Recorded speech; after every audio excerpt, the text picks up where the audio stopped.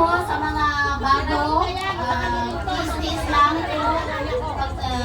Huwag mawalan po ng pag-asa kahit may ups and down po marating sa ating buhay. Huwag tayo walang pag-asa. Walang po yung communication po natin sa ating Panginoon. Yun po ang importante. At yung mga nakatulong sa atin, huwag po nating kalimutan po talaga. Yun ang importante po dahil marami po blessings po yan na darating sa ating buhay pag ganun. Dahil nakaka-down to earth po. Kaya. Yun lang. At ang importante sa atin, So, yun lang. May background music O, pa. sino pa?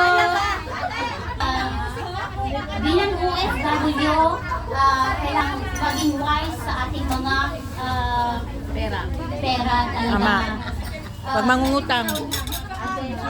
Kailangan talaga yung system o tramo natin sa pangalawa ng pera. Employer, wala po talagang na-intern. Wala kang pera. Bago ako nag-umpisa ko sa amo ko, kailangan meron ipon na masisip ko sa akin talaga. At every month po yan, hanggang naging 7 months po.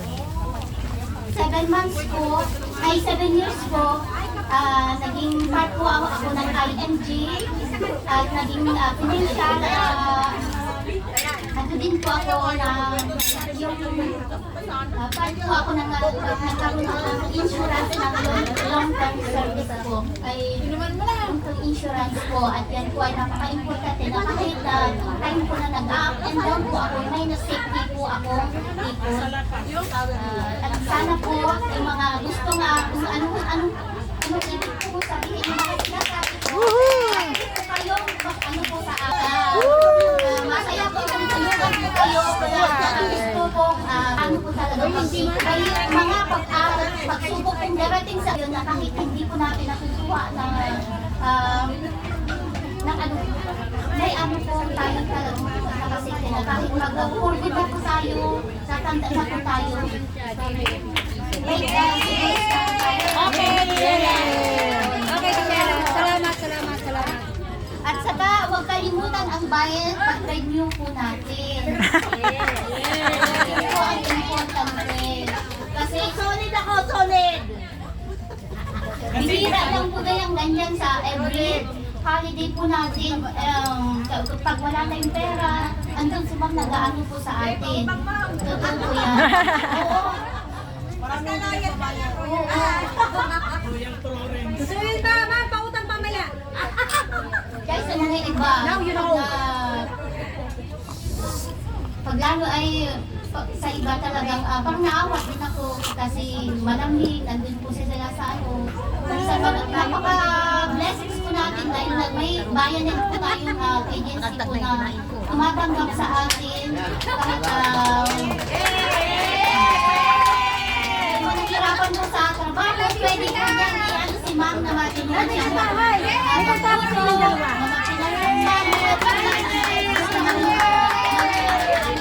Buhay ang bayanet.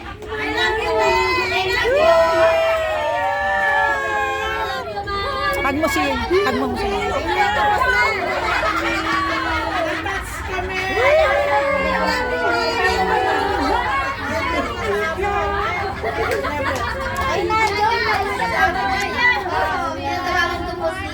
Salita po ay si Joy. Ito po ay si Joy. Ano po? Naka-vlog ka ha, narinig nila yung testimony mo. Mali pala kayo. Narinig nila yung iyong ano kanina, Jerry. Sa mga ka-OFW natin. Get out! Kaya kami ginaganas po dito ay hindi talagang sisi lamang. Okay. Yan po. Thank you sa mga testimony nila. Mga OFW na. Tagal na dito. Ay, meron pa isa doon. Ako, kilala kita. Bahan ako, ma'am.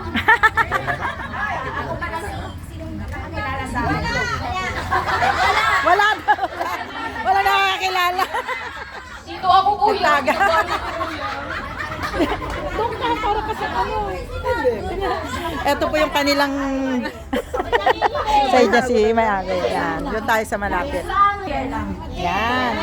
Siya ba yung 14 years? Siya ba yung 14 years? Ano?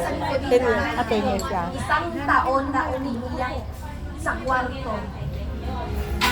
Dapat may, ano, dapat may drama background, sister. Maraming Background mga na po. Yung Drama, yung nakakaya. yung sad background. Alam mo kaya. Ayun pala si Kuya. may mga matanda pang Sabi mo kay kuya yung sound. parang ano, yung gano'n. Alam niyo naman yan. Hindi, okay lang yan kasi baka maingay Thanks pag God. may music. May, Kaya nga eh, may ikaw magsabi. bayonet Nahiya na ko kay Kuya. talagang yung tawag nito, suportado tayo. Maya-maya, kumusta dun sa employer, kumusta tayo, hindi tayo pinabayaan.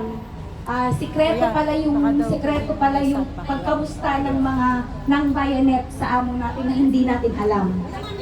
Hindi akala natin na hindi tayo kinukumusta ng tao nito agency natin, pero kinukumusta pala tayo ng amo. Yung ng agency sa amo. Kasi yung employer ko nagsasabi, monthly yun. Julie, tumawag yung agency niyo. Agency mo, kinumusta ka. Pero never, sa 10 taon ko, never na tumawag yung amo ko sa agency na may ginawa akong mali. Kasi iniisip ko na bakit tayo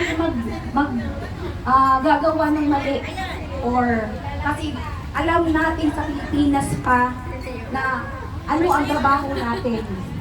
So kung magrereklamo tayo sa sarili lang natin, huwag sa ibang tao, kasi lesson learned ko na yan na yung may friends tayo na pinagkakatiwalaan natin pero hindi pala. So be careful, kahit kilala mo ka yan, huwag tayo magsabi ng mga secrets sa mga kaibigan. Kung pwede, kung may problema, agency agad. Takbo sa agency. Kasi ang agency, lang dapat ang pagkakatiwalaan natin. Kung anong mga problema natin, agency lang. Yun lang. Thank you, Ma'am Marlene. Sir Eric, wala dito kasi. Thank you sa tuwing walang pera.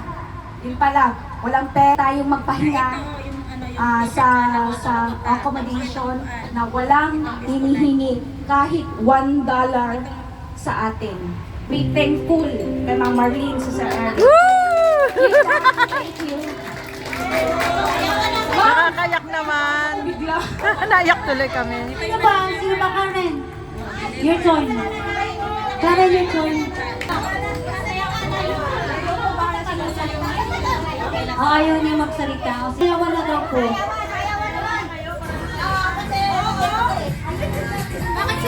Ma'am, magsalita muna kayo, ma'am. Ma'am, Ma'am Marlene.